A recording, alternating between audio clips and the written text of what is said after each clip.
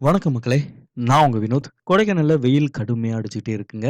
கொடைக்கானல்ல இருக்கக்கூடிய உள்ளூர் மக்களே புலம்புற அளவுக்கு, "என்னடா இது இவ்ளோ வெயில் அடிக்குது, இங்கேயே இவ்ளோ வெயில் அடிக்குதே, கீழேலாம் போனா அவ்வளோதான் வெந்து சாம்பல் ஆயிருவோம் போல." அந்த அளவுக்கு உள்ளூர் மக்களே நெனச்சு வருத்தப்படுற அளவுக்கு, வெளியில போனா குடை எடுத்துட்டு போறோம்.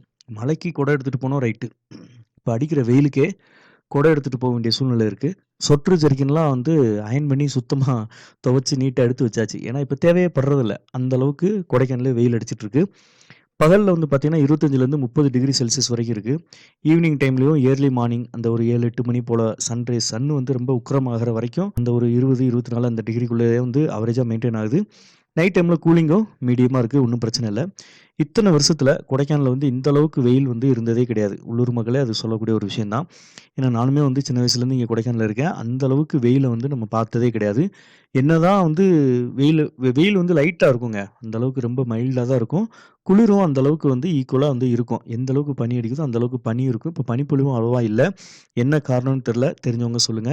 அதாவது காடுகள அழிச்சு நெறைய அபார்ட்மெண்ட், வீடுகள் இந்த மாரிலாம் நெறைய கன்ஸ்ட்ரக்ஷன்லாம் பண்றனாலயா? அல்லது பொல்யூஷனாலயா? அல்லது மக்கள் அடர்த்தி அதிகமாகி இந்த வெப்பமயமாதல்னு சொல்றாங்க இல்லையா? அதனாலயான்னு தெரியல. இது சம்மந்தமான ஐடியா இருக்கிறவங்க கமெண்ட் பாக்ஸ்ல கமெண்ட் பண்ணுங்க. மதுரைக்கு ஒரு 2, 3 நாளு கொஞ்சம் பெர்சனல் வேலையா போயிருந்தேன். அதனால தான் கொஞ்சம் வீடியோ போட முடியல. போயிட்டு வந்து பார்த்தா ட்ரெஸ் போட்டிருந்த இடத்த தவிர, மத்ததெல்லாம் கன்னங்கரேன்னு கருப்பு மை பூசுன மாரி கருத்து போச்சுங்க. கை, காலு அந்த கழுத்துலலாம் பார்த்தீங்கன்னா, அந்த பனியன் போட்டிருந்த அந்த தடம் வந்து அப்படியே தெரியுது. அந்த அளவுக்கு நம்ம கலரே மாறிடுச்சு. 1 வாரம் 10 நாள்லாம் இருந்தோம்னா அவ்வளோதான். அப்படியே தோசை சட்டிய கவுத்தி போட்ட மாரி தான் கன்னங்கரேன்னு தான் வர வேண்டியிருக்கும் போல. அந்த அளவுக்கு கீழ வந்து வெயிலு ரொம்ப கடுமையான வெயிலு. தண்ணி நெறைய குடிக்க வேண்டியதா இருக்கு. கொடைக்கானல்லயே இங்க இந்த மாரி வெயில் அடிக்கிறனால தண்ணி நெறையா குடிக்கணும். ப்ளஸ் வந்து ஃப்ரூட்ஸ் நெறையா நம்ம எடுத்துக்கணும். கொடைக்கானல் நீங்க வந்தீங்கன்னா கூட, நெறைய இந்த மாரி வந்து ஃபுட்டெல்லாம் கொஞ்சம் மெயின்டெயின் பண்ணுங்க.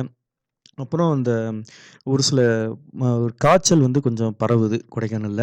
அதாவது சின்ன பிள்ளையிலேருந்து பெரியவங்க வரைக்குமே கொஞ்சம் கொஞ்சம் ரொம்ப சிவியரானது கிடையாது. கொஞ்சம் டயர்ட்னஸ், காய்ச்சல், சளி இந்த மாரி ஒரு இதில வந்து பரவிக்கிட்டு இருக்கு. ஸோ நீங்க இங்க கொடைக்கானல் வந்தீங்கன்னா சுடுதண்ணி குடிங்க. எங்க போனாலும், எங்க தங்குனாலும் சரி சுடுதண்ணி குடிங்க. கரெக்ட்டா அத மெயின்டெயின் பண்ணுங்க. வேற எந்த ஒரு விஷயமும் கிடையாது. கொடைக்கானல் வரக்கூடிய, போகக்கூடிய எல்லா பாதைகளும் நல்லாருக்கு. சீசன எதிர்நோக்கி இந்த அ நாட்கள் போய்க்கிட்டே இருக்கு. ஏன்னா வரக்கூடிய இந்த 27, 28லே எல்லா ஸ்கூலுமே வந்து லீவ்லாம் விடுறாங்க. எக்ஸாம்ஸ்லாம் முடிஞ்சு லீவ் விடுறாங்க. ஸோ இந்த 29 இந்த குட் ஃப்ரைடே லீவ்லேருந்து சீசன் ஸ்டார்ட் ஆகுது. சீசன்னா கூட்டங்கள் வந்து நெறைய வர ஆரம்பிக்குது. நெறைய புக்கிங் போயிட்டுருக்கு. ஏப்ரல், மே ஃபுல்லா வந்து ஃபுல் பீக்கு.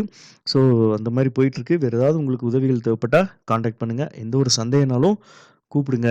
நான் உங்க வினோத். இன்னொரு புது இடத்துல உங்கள மீட் பண்றேன். பாய். டாடா.